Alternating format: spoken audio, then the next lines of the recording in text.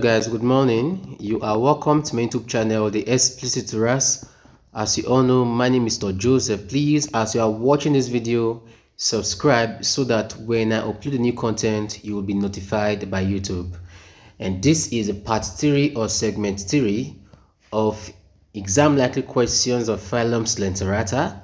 If you have not watched segment 1 and 2, I will advise you do so for a better understanding, and I will also advise you commit all the answers to these questions to memory. Very important. Let's get started. Which of the following forms most of the epidermis in Hydra and serve for covering muscular contraction? The answer is the epitheliomuscular cells. I will not have time analyzing all the options because I've treated the topic on my YouTube channel. Number 2, dash occur throughout the epidermis and contains nematocysts. The answer is the cnidocytes. The cnidocytes occur throughout the epidermis and contains nematocytes. I told us in our previous class that the nematocytes are stinging cells. All right, they are stinging cells because they help in trapping the prey, all right, for feeding. And of course, the nematocysts are much more abundant in the tentacles. All right, take note of that. I told us that tentacles are meant for feeding. Take note. Number 3, dash are found among the bases of the epitheliomuscular cells. Epitheliomuscular cells. The answer is the interstitial cells. The interstitial cells are found among the bases of the epitheliomuscular cells. Number 4, dash gives rise to sex cell buds, cnidoblasts, and nerve cells. Whenever you see the word nerve cells, sex cell, take your mind to interstitial cells.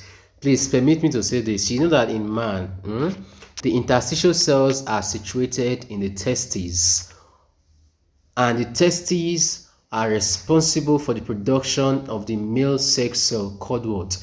Testosterone. That is, they are responsible for the production of the male sex cell called what? Spermatozoa. All right, from the interstitial cells of the male testes, and that is an hormone is produced called testosterone. All right, whenever you hear the word interstitial cells, always take your mind to sex cell. So sex cell, bud, cnidoblast, and nerve cells are produced by the interstitial cells. Number 6, penetrant, volvent, and glutinant are all associated with the cnidocyst. The cnidocyst have penetrant, volvent, and glutinant as a special type of what? Characteristic. Please. Now, penetrant. In penetrant, what happens? What do you think happens under penetrant? All right. The nematocyst will penetrate prey.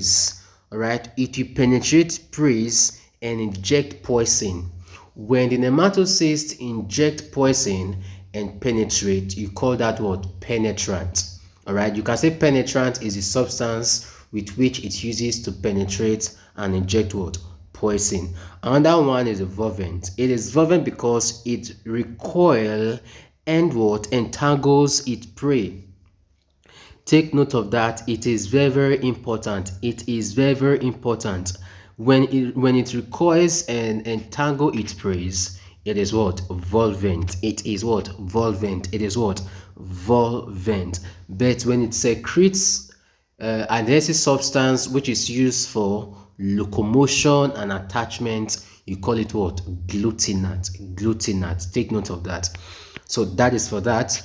The next one is dash are tall cells located around the basal disc and mouth that secretes an adhesive substance for attachment. The answer is the gland cells. The gland cells are tall cells located around the basal disc and mouth that secrete an adhesive substance for attachment. All right. Number 7, the gas bubbles meant for flotation is produced by which of these cells? The gland cells secrete gas bubbles for what? Flotation.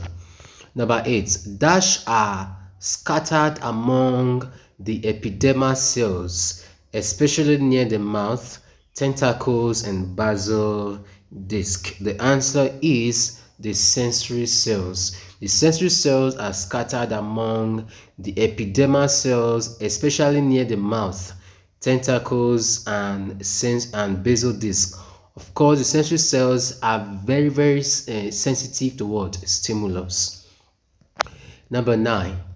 I think looking at question 9 and 10, there are no answer because I want you to rack your brain. All right. Number 10. The flagellum at one end of the sensory cells does which of these?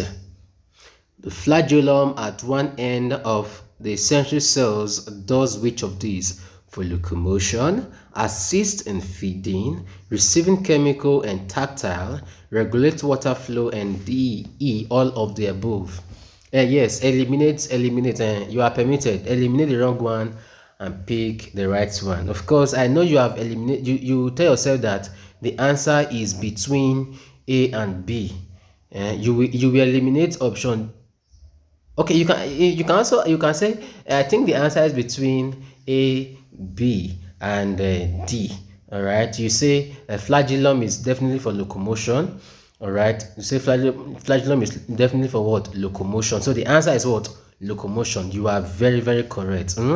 Yes, the flagellum at one end of the sensory cells does which of these? They carry out the work of what? Locomotion. Please do not ever try that. Do not teach your children that as soon as they grow up in the nearest future. Don't do that. Don't do that, please. I'm begging in God's name. Please, the flagellum in one end of the sensory cells receive chemical and tactile. The answer is what? C. Take note of that. It shock you, Abi. I know say it shock you, I know. It touch you, Abi. I know it say it touch you. Just take that, Number 10. Which of the following statement is false? The gastrodermis lines the gastrovascular cavity. B. The gastrodermis contains ciliated columnar epithelial cells with irregular flat bases. C. The gastrodermis brings water into the gastrovascular cavity, gastrovascular cavity, which is hydrostatic in function. D. The gastrodermis serves to circulate food and fluid in a digestive cavity. Which of them do you think is false?